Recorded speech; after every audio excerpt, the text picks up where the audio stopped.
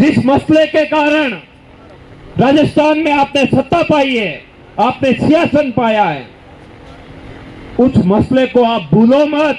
आपने ऐसा कोई काम नहीं किया, आपने ऐसी कोई पहल नहीं की। हाँ, आपने पिछले 1.5 साल में एक काम जरूर किया है, कांग्रेस के कुकर्मों पर पर्दा डालने का काम किया है। आपने कांग्रेस के मंत्री संतरी और उनके रिश्तेदार जो सरकार जो भर्तियों में नौकरियों पर लगे उनको बसाने का काम किया है। युवाओं को न्याय दो, न्याय दो, न्याय दो, प्रधानमंत्री रद्द करो, रद्द करो, रद्द करो, आरपीएससी बंद करो, बंद करो, बंद करो। कि बिल्कुल भी राजस्थान की सरकार इस बात को गंभीरता से नहीं ले रही है कि इतना बड़ा अन्याय होने के बाद, इतना बड़ा राजस्थान के युवाओं के भविष्य के साथ कुठाराघात होने के बाद भी सरकार अपने मौज में मस्त है। सरकार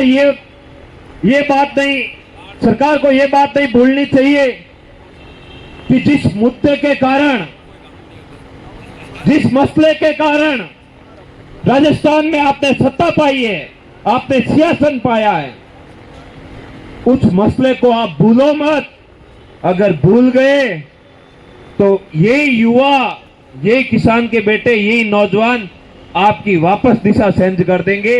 आपके बैठने की जगह है उसको दूसरी जगह कर देंगे। ये बात राजस्थान की सरकार को नहीं बोलनी चाहिए। जब विपक्ष में थी भारतीय जनता पार्टी की सरकार, तब बोसारों के आगे खड़े होकर फोटो सेशन के कार्यक्रम करवाना, युवाओं को गुमराह करना कि कांग्रेस सरकार ने आपके साथ धोखा किया। मैं राजस्थान की सरकार से पूछना चाह रहा हूं कि आपने पिछले 1.5 साल में कौन सा ऐसा काम किया जिससे युवाओं के सपने साकार हो सके, युवाओं के सपनों के साथ एक तरह से अच्छी बात हो सके। आपने ऐसा कोई काम नहीं किया, आपने ऐसी कोई पहल नहीं की। हाँ, आपने पिछले 1.5 साल में एक काम जरूर किया है, कांग्रेस के कुकर्मों पर पर्दा डालने का काम किया है। आपने कांग्रेस के मंत्री संतरी और उनके रिश्तेदार जो सरकार जो भर्तियों में नौकरियों पर लगे उनको बसाने का काम किया है।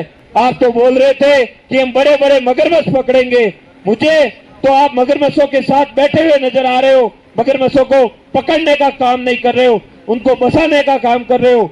जो बड़े बड़े भ्रष्ट अधिकारी है उनको बसाने का काम कर रहे हो। जब आपने ये मान लिया कि पद्मा की रैंक 100 से 39 ए हो गई, तो ये हनुमान जी बेनीवाल साहब की जो पिसाई हुई पीस थी, जिसपे हनुमान जी बेनीवाल साहब ने अंक तालिका पेश की, उस दिन आपने कहा कि ये तो कोई प्रमाणित अंक तालिका नहीं है, तो फिर आपने ये रैंक आज चेंज कैसे कर दी? इस बात का सवाल मैं राजस्थान की सरकार से पूछता चाह रहा हूँ। राजस्थान का हर युवा पूछता चाह रहा है, राजस्थान का हर वो दलित का बेटा पूछ रहा है, राजस्थान का हर वो किसान का बेटा पूछ रहा है, किसान का बेटा पूछ रहा है कि हमारे सपनों के साथ पिछले 20 सालों में आपने कितना बड़ा कुठाराघात किया है, कितने राजस्थान के योग्य युवाओं को भर्तियों से वंचित रखा है, नौकरी से वंचित रखा है, और कितने अयोग्य लोग ये कुर्सियों पर बैठे मौज मस्ती और बड़ी बड़ी जगहों पर फ्लैट बंगले और प्लॉट लेकर गलत कामों का अंजाम दे रहे हैं। भाइयों, राजस्थान में हनुमान बेनीवाल वो लड़ाका है जिसने किसी भी आवाज को बुलंद कर दिया तो वहां पर न्याय की 100% गारंटी है और घबराने की कोई आवश्यकता नहीं है।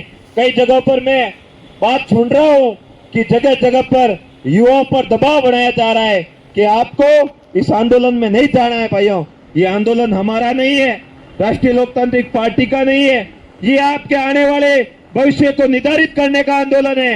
ये आने वाले समय में आपके किसी और भाई के साथ कुठाराघात न हो, आपके भाई के सपने को घोटा न चाहे, सपने का गला घोटा न चाहे, उसका आंदोलन है। अगर उस आंदोलन में आप पार्टी, जाति, बिरादरी, धर्म, मजहब और तरह तरह की अलग नजर से देखोगे तो मैं कहता हूँ वापस कोई लड़ाका ऐसी लड़ाई लड़ने की हिम्मत नहीं करेगा।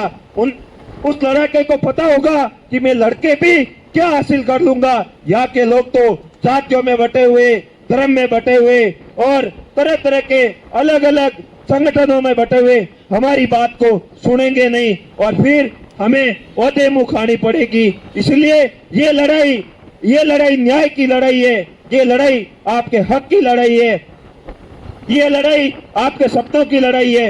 ये लड़ाई हनुमान बेनीवाल आने वाले समय में पूरे के पूरे राजस्थान के युवाओं के भविष्य को बसाने की लड़ाई है। इस लड़ाई में अगर हम कमजोर पड़ गए तो यही मंत्रियों के रिश्तेदार आरएस बनेंगे, यही मंत्रियों के रिश्तेदार एसआई बनेंगे और तरह तरह की भर्तियों में, हर तरह की नौकरी में ये लोग लगेंगे। और एक किसान का बेटा बाड़मेर धौलपुर के सरहद से आने वाला बेटी की आवाज को दबाया जाएगा और वो कई खेत में खड़ा खेती करेगा। जो योग्य है वो घर बैठा है, जो अयोग्य है वो राज कर रहे हैं। उन लोगों को घर बिठाने का समय आ गया है। युवाओं जाग जाओ, 25 मई को जयपुर में सुनामी आनी चाहिए और बड़े ही तरीके से बाड़मेर, जोधपुर, गंगानगर, बीकानेर सहित राजस्थान के हर कोने से युवा अपनी आवाज को बुलंद करने के लिए सड़कों पर निकलेगा और भगत सिंह, राजगुरु,